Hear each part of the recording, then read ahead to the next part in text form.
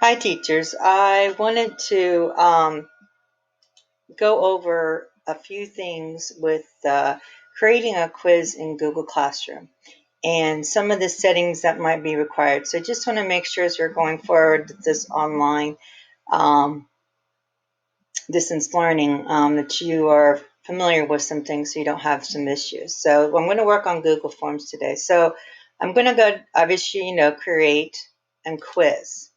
And that when you do that quiz, it pulls in Google Forms. Sorry, whoops, I hit the wrong one. Create quiz assignment, apologize. Okay, it says blank, and you'll see it says grade importing, so it's going to put the grades in there. And then you've got lock. Okay, you can lock. Remember, if you want to lock, then what that does, the lock mode locks the Chromebook. If they're on a Chromebook, this will work. To that screen, and so they can't open a new tab and do any kind of looking online. Okay, of course, obviously, given our circumstances, we cannot prevent them to look at a book, but it can prevent them to look at other things online. But that's at your discretion. It is not required.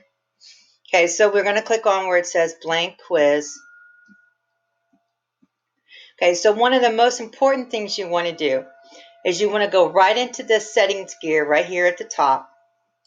So click on that, and you want to collect email responses. That way, when you finish the quiz, you will go under responses and you will see the students' emails, and then you will click an arrow. I will try to show you that in the next video. All right, so that's the big important thing. Obviously, you do want to restrict this to obviously the St. Bridget's school, but this, if you were ever doing a survey, you would deselect that. Perhaps you could use it for a survey in the future. Obviously, not through this Google Classroom, but something. You can look at quizzes too, see if there's anything else. There's that turn on the lock mode in case you forgot it. Response can see the missed questions if you want that, the point values, so you can see all that, or you can deselect it. You just click on it and deselect it. Then the presentation, maybe you want to shuffle questions. Maybe if you ever use this in your classroom, you could do that. You can show progress bar if it would be a longer quiz. That might be something that you may want to do. You also have confirmation message, kind of like we do at the app when we submit the, what's that called? Oh, the field trip form. I apologize. So you can put a message there when they're completed. Could be maybe, you could put a simple message as if you're in classroom, go read a book, or you've completed the quiz, that type of thing. So just hit save and all your options will be saved. And then we've gone through the actual quiz, but you've noticed, you've all gotten familiar with setting up the quiz, the different types here. And then you can put a timer on. I don't know if you've seen that, but you can time it. But oh no, wait, sorry, that just gives you the time, sorry.